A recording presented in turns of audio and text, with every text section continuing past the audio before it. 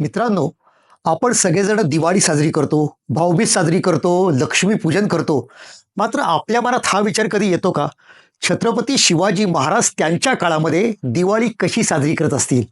आज आपण अशीच एक शिवाजी महाराजांनी साजरी केलेली दिवाळी एका शौर्यकथेतून ऐकणार आहोत.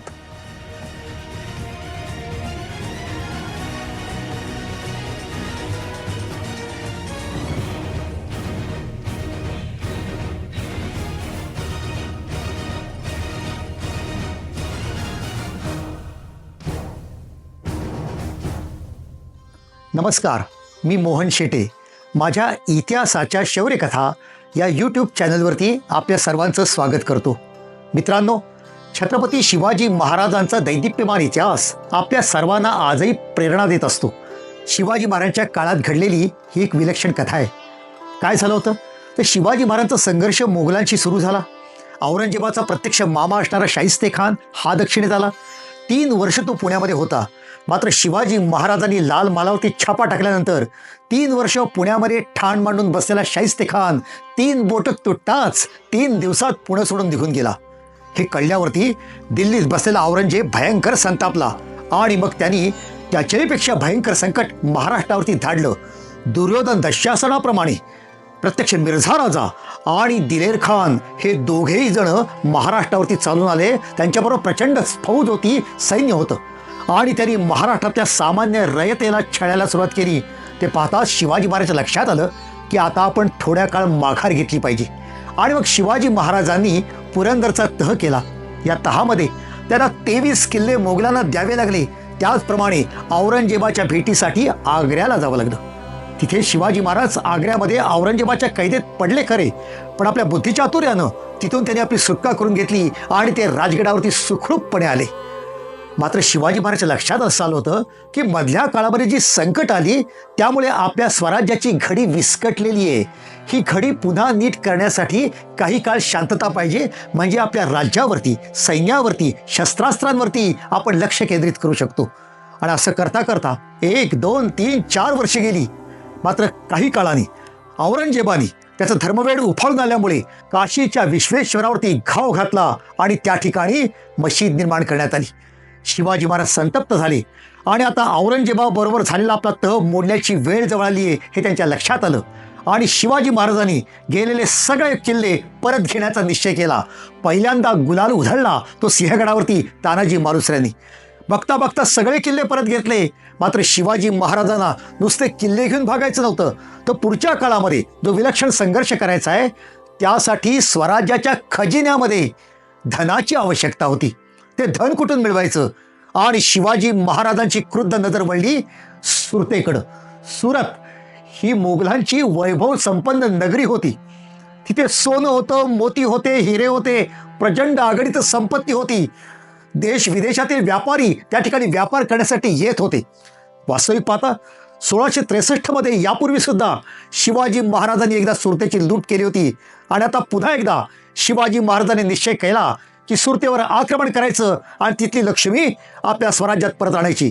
आणि शिवाजी महाराज निघाले. त्यांनी कोकणातून रामनगर असेल, जव्हार असेल, इथला मुलूक ओलांडला आणि ते सुरतेच्या दारात दाखल झाले.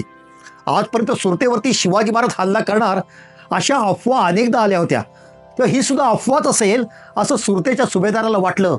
पण जेव्हा त्या लक्षात आलं की स्वतः शिवाजी महाराज 30,000 सैन्य घेऊन सुरतेच्या दारात उभे आहेत, तेव्हा तो गडबडला, घाबरला, गोंधळला. कारण सुरतेच्या रक्षणाची कुठली व्यवस्थाच नव्हती. त्याच्याकडं फक्त 300 सैन्य होतं. नाही म्हणायला मधल्या काळामध्ये सुरतेच्या भोवती एक तटबंदी बांधली होती.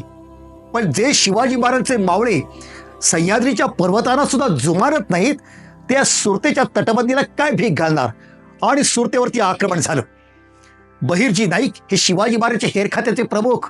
त्यांनी सुरतेमध्ये आधीच हिंडून महिनोन-महिने प्रवास करून वेश पालटून प्रचंड माहिती गोळा केली होती. त्या सुरतेतल्या कुठल्या व्यापाराकडं किती संपत्ती आहे याची बित्तम बातमी शिवाजी महाराजांकडे आधीच होती. आणि त्याच्याप्रमाणे शिवाजी महाराजचे मावळे सुरतेमध्ये लुटालूट करत होते. त्या ठिकाणी डच व्यापारी होते, त्यांना मात्र मराठ्यांनी त्रास दिला नाही. फ्रेंच व्यापारी होते, त्यांनी स्वतःहून शिवाजी महाराजांना आपली खंडणी आणून दिली. मात्र इंग्रज ते मात्र संघर्षाला उभे राहिली. मात्र शिवाजी महाराजांच्या मावळ्यांना इंग्रजांशी संघर्ष करण्यामध्ये कुठलाही रस नव्हता. मात्र स्टेटनम मास्टर नावाचा हा इंग्रजांचा जो वकील होता, त्यांनी ज्याप्रमाणे शिवाजी महाराजांशी संघर्ष केला, त्यामुळे पुढच्या काळामध्ये इंग्लंडमध्ये त्याचा गोल्ड मेडल देऊन सत्कार करण्यात आला. शिवाजी महाराज सुरतेतली लूट आणत होते. तो दिवस होता 3 ऑक्टोबर 1670. म्हणजे आपल्याला कळतंय का, त्या दिवशी होती दिवाळीच्या सणातील लक्ष्मीपूजनाचा दिवस. पहा शिवाजी महाराज कशा प्रकारे लक्ष्मीपूजन करत होते. ही संपत्ती या यवनांनी, या आक्रमकांनी, या मोगलांनी तुमच्या आमच्या घरातून लुटून दिली होती आणि आपली घरं भरली होती. त्यांच्या घरात घुसून त्या ठिकाणची संपत्ती पुन्हा आणायची आणि ही सुरतेतली लक्ष्मी स्वराज्याच्या गाभाऱ्यात आणण्यासाठी शिवाजी महाराज सज्ज झाले होते. 3 दिवस सुरतेची लूट चालली होती. अगणित संपत्ती गोळा करण्यात आली. शिवाजी महाराज सुरतेच्या बाहेर होते आणि त्यांच्या समोर सोनं असेल, मोती असेल, हिरे असतील, दागदागिने असतील, पैसे असतील, ह्याची प्रचंड संपत्ती गोळा झाली. त्या ठिकाणी परदेशातला एक बादशाह आला होता. हे सुद्धा शिवाजी महाराजांच्या हेरांनी बातमी आणलेली होती. शिवाजी महाराजांनी त्याच्यावरती हल्ला केला आणि प्रचंड संपत्ती सापडली. इतकंच नाही, त्याच्याकडे एक सोन्याचा पलंग सुद्धा सापडला.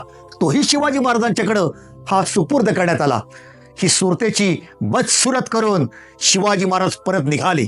लक्षात घ्या मित्रांनो, शिवाजी महाराजांनी अशा प्रकारे जी संपत्ती आणली होती, कशासाठी?